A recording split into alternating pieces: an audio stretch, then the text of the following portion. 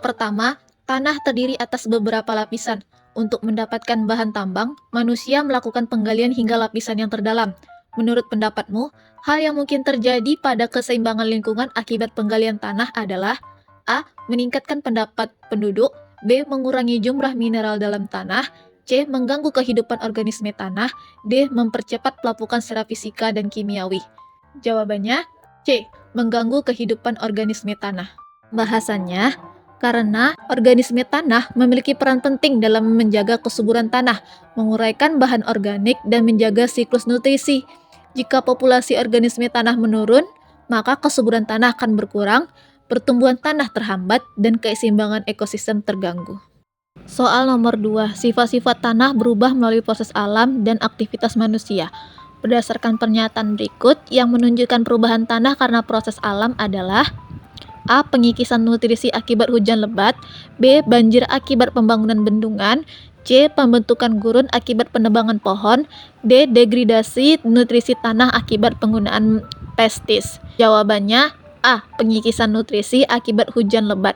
Pembahasan, karena pengikisan nutrisi akibat hujan lebat termasuk dalam perubahan tanah akibat proses alam karena hujan lebat dapat menyebabkan erosi, yaitu pengikisan lapisan atas tanah yang kaya akan nutrisi. Ketika air mengalir di permukaan, ia membawa partikel tanah dan nutrisi bersamanya sehingga mengurangi kesuburan tanah bahkan bisa menyebabkan longsor pada tanah. Soal nomor 3. Tanah merupakan campuran dari batuan yang telah lapuk, penguraian bahan organik oleh dekomposer, mineral, air, dan udara. Berikut merupakan faktor yang mempengaruhi pelapukan untuk pembentukan tanah, kecuali A. Geologis, B. Kimiawi, C. Fisikawi, D. Biologi. Jawabannya A. Geologis. Pembahasannya, kenapa ya geologis? Karena geologis lebih merujuk pada kondisi geologi suatu daerah, seperti jenis batuan, struktur batuan, dan aktivitas tektonik. Faktor-faktor geologis ini lebih berperan dalam menentukan jenis tanah yang terbentuk, bukan proses pelapukan. Faktor geologis memang mempengaruhi jenis dan kecepatan pelapukan, namun bukan merupakan jenis pelapukan itu sendiri. Selanjutnya soal nomor 4. Seorang petani bernama Pak Budi memiliki kebun apel yang sangat luas. Namun setiap tahun panen apelnya sering gagal karena serangan hama. Pak Budi kemudian mencoba solusi baru dengan bantuan seorang ahli bioteknologi. Ahli tersebut mengembangkan varietas apel baru yang tahan terhadap hama. Apel ini kemudian ditanam di kebun Pak Budi. Teknik apa yang digunakan untuk menciptakan varietas apel baru yang tahan lama pada cerita di atas? A. Cloning, B. Kultur jaringan, C. Rekayasa genetika, D. Fermentasi. Jawabannya adalah C. Rekayasa genetika. Rekayasa genetika adalah teknik manipulasi materi genetik suatu organisme untuk menghasilkan sifat yang diinginkan. Dalam kasus ini, gen yang membuat apel tahan hama disisipkan ke dalam genom apel, sehingga menghasilkan varietas baru yang tahan hama. Soal nomor 5.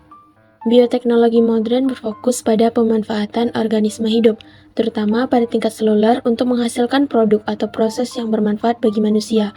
Manipulasi genetik, kultur jaringan, dan fermentasi adalah beberapa contoh teknik yang digunakan dalam bioteknologi modern.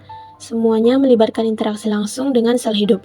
Salah satu contoh penerapan bioteknologi tradisional dalam kehidupan sehari-hari adalah A. Produksi insulin menggunakan bakteri rekayasa genetika, B. Kultur jaringan yang menghasilkan tanaman baru, C. Pembuatan yogurt menggunakan bakteri Lactobacillus, D. Terapi gen untuk mengobati penyakit genetik. Nah, jawabannya adalah C. Pembuatan yogurt menggunakan bakteri Lactobacillus. Bioteknologi tradisional telah digunakan oleh manusia sejak zaman dahulu.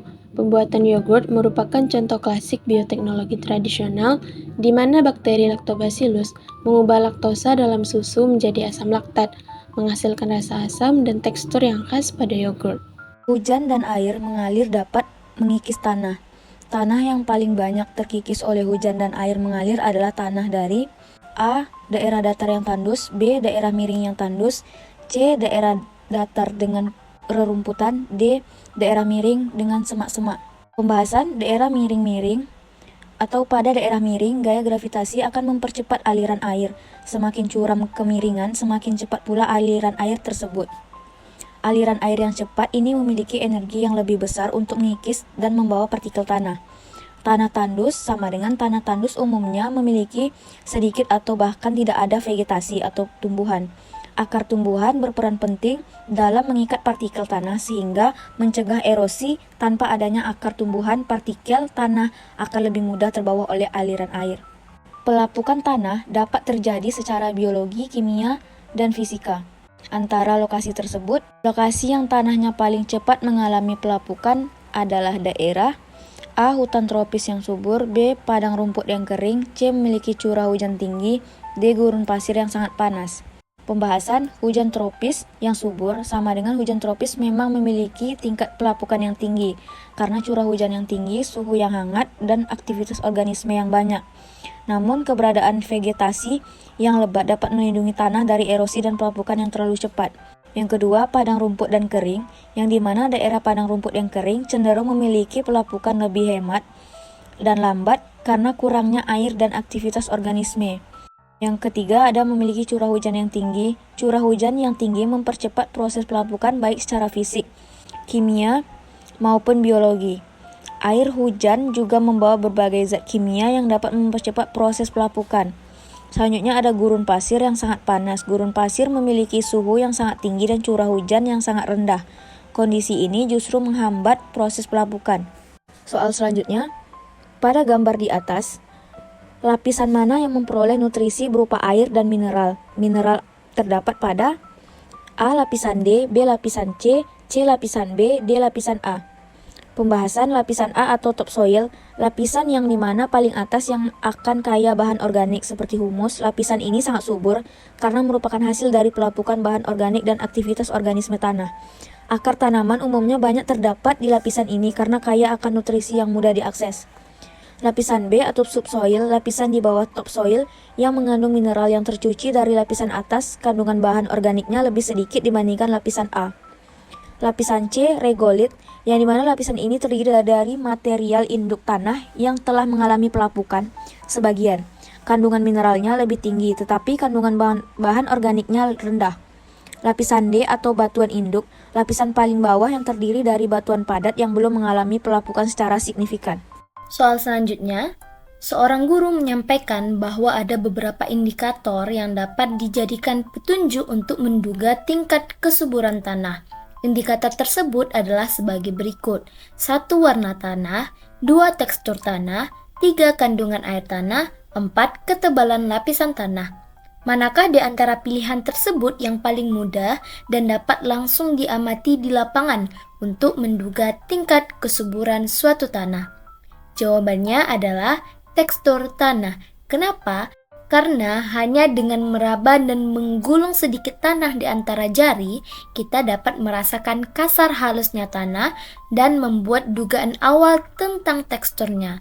Tekstur tanah yang baik umumnya memiliki keseimbangan antara pasir, lempung, dan liat, sehingga mampu menahan air dan nutrisi dengan baik. Soal selanjutnya, X adalah bahan organik yang terbentuk dari dekomposisi sisa-sisa tumbuhan dan hewan. X memiliki struktur seperti spons yang mampu menyerap air dalam jumlah yang cukup besar. Ketika tanah kaya akan X, maka kemampuannya untuk menahan air akan meningkat sehingga tanah menjadi lebih lembab. Apakah yang dimaksud dengan X tersebut? Jawabannya adalah C. Humus. Karena humus ini sangat berperan penting dalam menjaga kelembaban tanah. Humus adalah bahan organik yang terbentuk dari dekomposisi sisa-sisa tumbuhan dan hewan yang memiliki struktur seperti spons yang mampu menyerap air dalam jumlah yang cukup besar. Ketika tanah kaya akan humus, maka kemampuannya untuk menahan air akan meningkat sehingga tanah menjadi lebih lembab. Nah, dari kumpulan-kumpulan soal tersebut dapat disimpulkan bahwa soal-soal tersebut menguji pemahaman mengenai konsep dasar tentang tanah, proses pelapukan tanah, bioteknologi, dan penerapan bioteknologi dalam kehidupan sehari-hari. Adapun rekomendasi untuk pembelajaran ini yakni menggunakan pembelajaran berbasis masalah atau problem-based learning, penggunaan media pembelajaran yang variatif, kemudian diskusi kelompok, dan kunjungan lapangan.